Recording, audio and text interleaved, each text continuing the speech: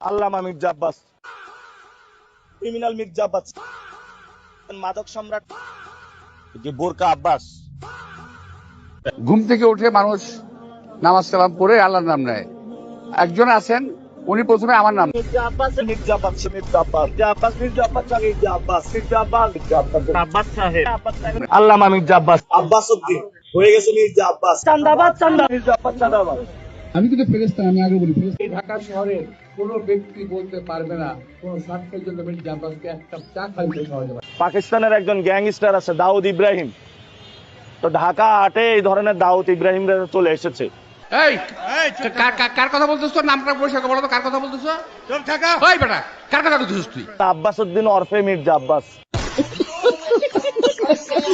সকালবেলা উঠে আল্লাহর নাম নিয়েই চাঁদাবাজি শুরু করে। আল্লামা মির্জা আব্বাস ঢাকা হাটে চাঁদাবাজি করে, সন্ত্রাসী করে, দুর্নীতি করেন। যা খুশি তাই কগিয়া, আমি কোনো কথা। ও আমার ছেলে 14 বয়সে, আমি ওদের কাজ করবো বলে কি দুষ্ট বেশি ধরে নিচ্ছি আমি। শোনেন, বয়সে ছোট হতে পারি কিন্তু অভিজ্ঞতার ঘাটতি আপনার চেয়ে বেশি আছে। বাবা, তোমাদের বয়স এখনো হয়নি এরকম। আসলে আমাদেরকে চাঁদাবাজ থেকে মুক্ত করে দাও, আমিন। টেন্ডার সন্ত্রাস থেকে মুক্ত করে দাও।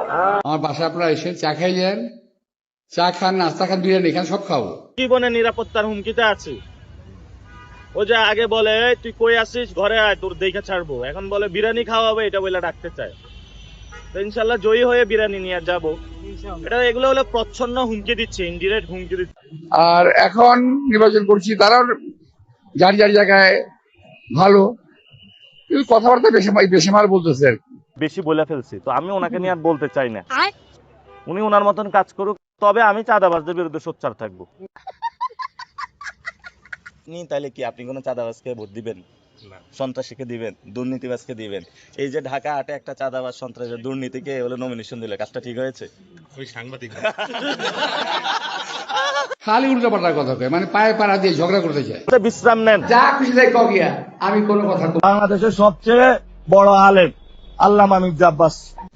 শুধু মির্জা আব্বাস, মির্জা আব্বাস, মির্জা আব্বাস, একটা তসবি দিয়ে দিতে বলবো। বাংলাদেশে যদি ক্রিমিনাল র্যাঙ্কিং করা হয়, বাংলাদেশের সবচেয়ে বড় অন্যতম গডফাদার এবং ক্রিমিনাল নাম্বার 1 হলো মির্জা আব্বাস।